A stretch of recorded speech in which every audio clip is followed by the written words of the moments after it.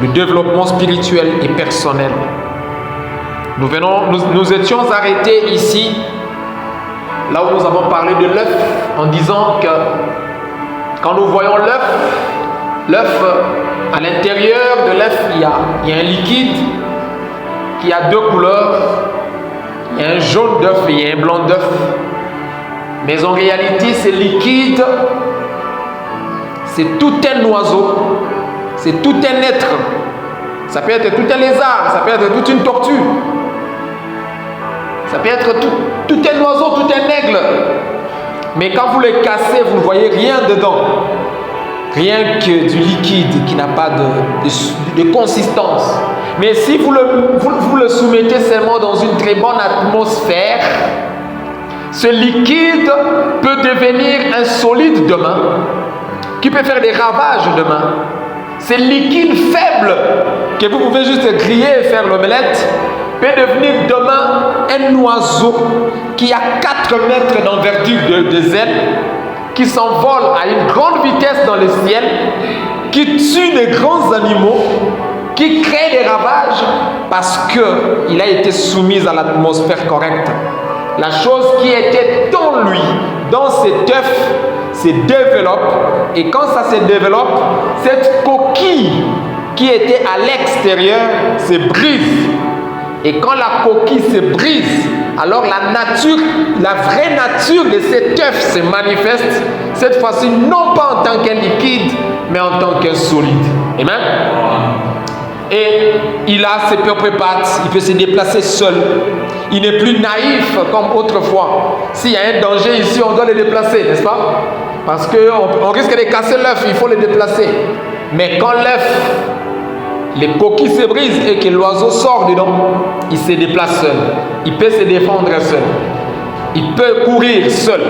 Il peut s'envoler dans les hauteurs tout seul parce qu'il vient de finir un cycle de la vie pour commencer un autre cycle. Amen. Le cycle œuf vient de finir pour commencer le cycle oiseau. Vous comprenez? Tu ne peux pas être à la fois oiseau et œuf. Il faut qu'un cycle termine pour qu'un autre cycle commence. C'est pourquoi on avait parlé de Shemini Atzeret. Il y a un cycle qui est terminé. Une nouvelle saison de pluie commence. Il y a un rouleau qui est fini dans Shimat Torah pour qu'un nouveau rouleau soit lu. Il y a un nouveau cercle qui vient d'être clôturé pour qu'un nouveau cercle soit dessiné. Amen. Et les deux cercles qui se dessinent s'embrassent. Amen. Afin que Dieu et l'homme ne soient plus deux, mais qu'ils soient un. C'est comme ça qu'on a montré ces spirales, ces petits ligaments en spirale à l'intérieur de l'œuf qui relie le jaune et la coquille de l'extérieur en passant par le blanc. Vous voyez?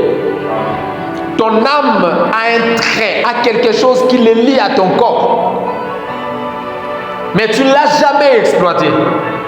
Toute l'intelligence de Dieu qui se trouve dans ton âme peut être comprise, peut être saisie par ton esprit. Tu peux amener ta chair à vivre exactement ce que ton âme croit de toi. Parce qu'il y a un lien qui peut rendre la chose là possible. Tu peux croire dans ton cœur et amener ta chair à la manifestation de ce que ton cœur a cru. Jésus a dit, si vous dites à cette montagne, pas si je dis à la montagne, mais si vous dites à cette montagne, ôte-toi de là et jette-toi dans la mer. Et que dans ton cœur, amen, dans ton âme, tu ne doutes pas, mais tu crois que ce que tu dis arrive, tu le verras s'accomplir. Jésus était en train de nous signaler un cordon qui existe entre les paroles de la bouche, la chair, et la puissance illimitée de l'âme. Tu peux parler par ta bouche et utiliser ces cordons et amener l'âme à exécuter. Tout ce que vous direz s'accomplira si seulement dans votre cœur vous ne doutez pas. Amen. C'est-à-dire qu'il y a un rapport, vous devez mettre en accord la parole de la bouche et la voix de l'âme. Donc c'est possible. N'est-ce pas? Jésus nous a montré la possibilité de cette chose. Et c'est ce qu'on a eu à parler le matin. On vient de lire maintenant, on nous dit, nous sommes environnés d'un si grand nombre de témoins, toute une nuée de témoins. Et nous devons laisser tous les autres fardeaux, nous débarrasser un peu des fardeaux et nous débarrasser aussi de ces péchés qui nous enveloppent pour courir dans la carrière qui nous est ouverte. Amen. Et cette carrière qui nous est ouverte, on nous a dit, quand vous courez dans cette carrière qui vous est ouverte, gardez vos yeux sur Jésus.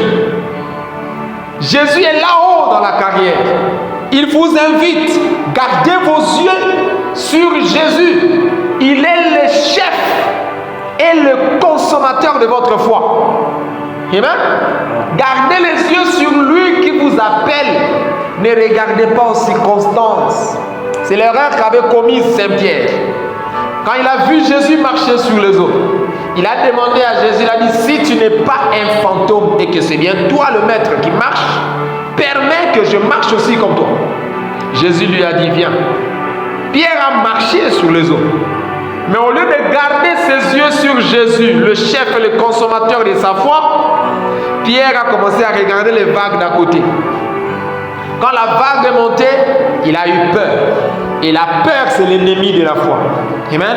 Voilà pourquoi dans les 7 étapes de l'ascension spirituelle, on a parlé sur la guérison émotionnelle qui est la victoire sur la peur. La peur, c'est votre ennemi. La peur, c'est une malédiction. La peur, c'est ce que le diable jette sur vous pour qu'il se nourrisse de votre énergie et qu'il devienne plus fort que vous.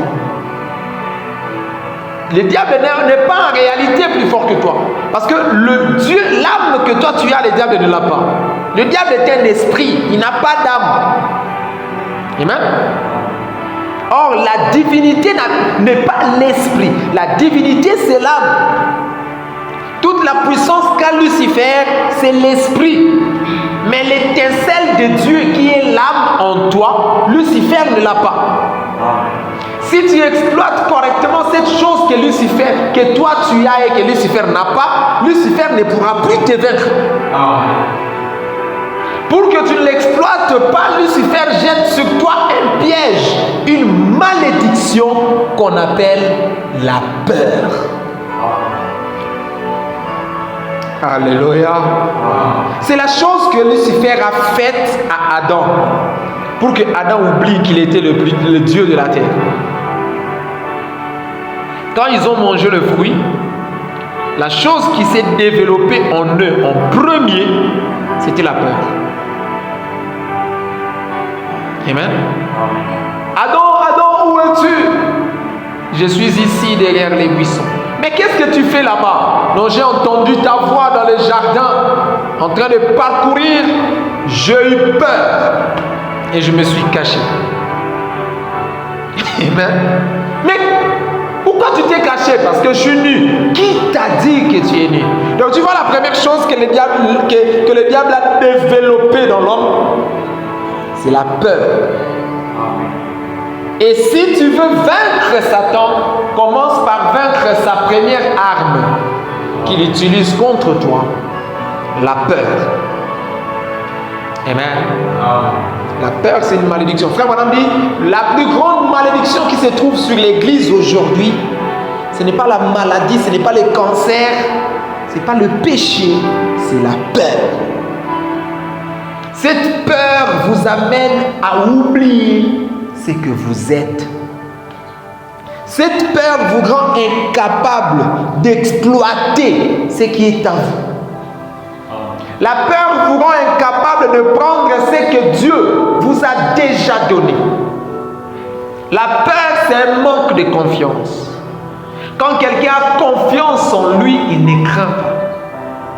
Mais quand on craint, c'est parce qu'on a peur, on n'a pas de confiance. On n'a pas confiance en qui? En soi-même.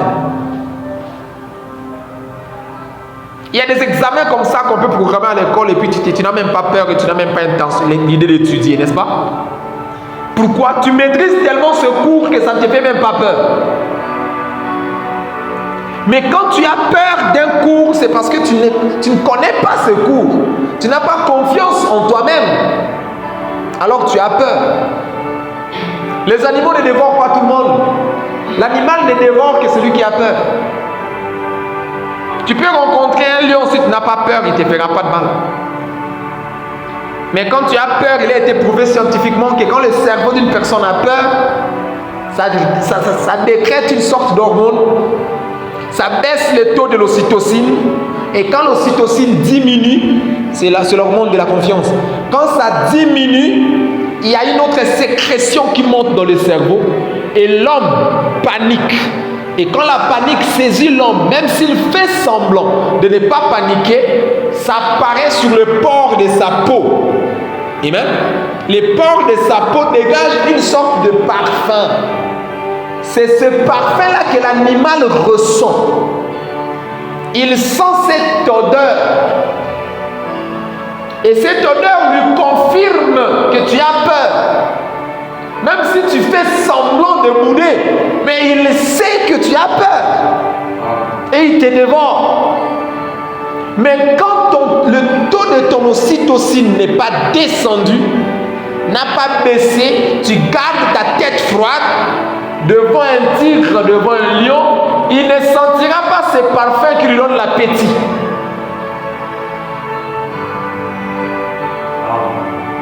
Pourquoi les animaux féroces ne tuent pas les enfants? Hein? Vous remarquerez la majorité de ces animaux féroces, sauf s'il est manipulé par des esprits.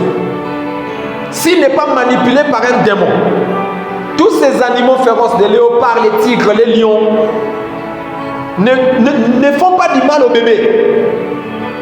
Au contraire, ils protègent les bébés. Pourquoi? Le bébé est irresponsable. Il est innocent. Il est inconscient du danger. Il ne réalise même pas les dangers que tu lui présentes. Il voit les lions comme les chats qu'on a chez eux. Il n'a pas peur.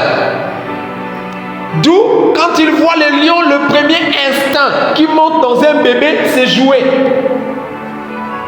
Tu comprends? Donc il voit un lion approcher, mais tout ce que lui voit dans sa tête, voilà quelque chose avec qui je vais jouer. Et les lions s'approchent de lui, il renifle, il ne sent pas l'odeur là de la peur que les grandes personnes dégagent. Et le lion réalise qu'il ne peut pas manger cet enfant.